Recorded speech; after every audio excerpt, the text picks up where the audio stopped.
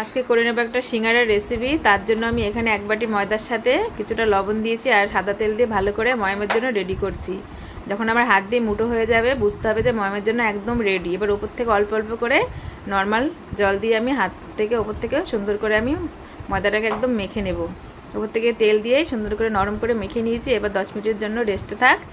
এদিকে কিন্তু কিছুটা আলু আমি আগে থেকে সেদ্ধ করে রেখেছিলাম। আলুটা এই ফাঁকে ঠান্ডা হয়ে গেছে, হাত দিয়ে কষলে আমি মেখে নেব। এবার বাটির মধ্যে কিছুটা নারকেল কুচি আর নিয়েছি, চীনাবাদামকে ভেজে ভালো করে ভেঙে নিয়েছিলাম, আর কিছুটা লঙ্কা আর আদাকে একসাথে থেতো করে নিয়েছি। এবার কড়াইয়ের মধ্যে কিছুটা তেলের মধ্যে পাঁচফোড়ন দিয়ে সব উপকরণগুলোকে দিয়ে লবণ হলুদ দিয়ে ভালো করে আমি লাল করে ভেজে নেব। সাথে একটু লঙ্কার গুঁড়ো দিয়েছি স্বাদের জন্য, আর দিয়েছি হলুদের গুঁড়ো। এবার আলুটাকে দিয়ে আস্তে আমি হালকা আঁচে ভালো করে ভাজতে হবে। নারকেলটা কিন্তু অপশনাল, কিন্তু দিলে পরে একটু টেস্টটা হয়, আর কিছুই না, আপনারা চাইলে নাও দিতে পারেন। এবার দেবো স্বাদের জন্য একটু চিনিটা অবশ্যই পুরের মধ্যে দেওয়ার চেষ্টা করবেন। তো একদম রেডি হয়ে গেছে আমার আলুর পুরটা। এফাকে ঠান্ডা হোক।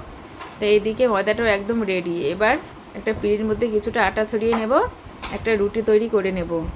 এখানে কিন্তু আমি বাজারে যে সিঙ্গারাগুলো কিনতে পাওয়া যায় তার থেকে সাইজে আমার আজকে সিঙ্গারাগুলো আমি ছোট করব, মানে মিনি সিঙ্গারা।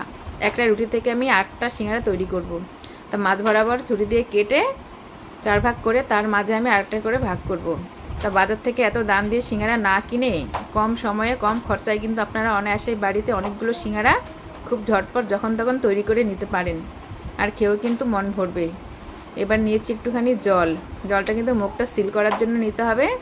জল না দিলে কিন্তু হয়তো ভেতরের পুরটা যখন তেলে ভাজবো পুরোটা বেরিয়ে আসতে পারে। তো জল দিয়ে ভালো করে আমি মুখটাকে ত্রিকোণা সিল করে নেব। আমার সিঙ্গারাগুলো হয়তো সুন্দর হচ্ছে না বাজারের মতো, তাও আমি চেষ্টা করছি, দেখে বুঝতেই পাচ্ছেন, তাও কিন্তু অনেকটা সুন্দরই হয়েছে। তো এখানে আলুর সাথে আপনারা চাইলে আরও সবজি অ্যাড করতে পারেন, কিন্তু সিঙ্গারার মধ্যে কিন্তু আলুটাই বেশি ভালো লাগে। তো এক এক করে কিন্তু আমার প্রত্যেকটা সিঙ্গারা একদম রেডি হয়ে গেছে, কি সুন্দর লাগছে দেখুন। এবার কড়াইয়ের মধ্যে কিছুটা সাদা তেলকে হালকা করে গরম করতে বসিয়েছি। তেলটা কিন্তু বেশি গরম করার প্রয়োজন নেই, হালকা যখন গরম হবে এক এক করে প্রত্যেকটা সিঙ্গারা আমি দিয়ে দেবো। এই ফাঁকে আঁচটাকে একটু কমিয়ে দিতে হবে। এবার খুন্তি দিয়ে অল্প অল্প করে আমার উল্টে পাল্টে একদম লালচে করে ভেজে নিতে হবে। তো দেখে বুঝতেই পাচ্ছেন কত সুন্দর আমার ভাজা হয়ে যাচ্ছে। তাই একদম সুন্দর লাল করে ভেজে নিয়েছি। তো এক কড়াই সিঙ্গারা তো ভেজেছি, এবার আরেক কড়াই সিঙ্গারা আমি ভেজে নেব। এরপরে আপনাদের আমি নিমকি রেসিপি দেখাবো পরের ভিডিওতে।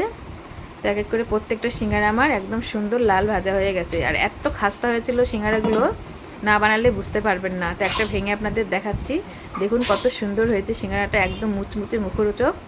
তো এবার গরম গরম বাড়ির সবাই মিলে একসাথে পরিবেশন করুন, যে কোনো আপনাদের পছন্দের চাটনি বা সস দিয়ে। দুর্দান্ত মুখরোচক সিঙ্গারা।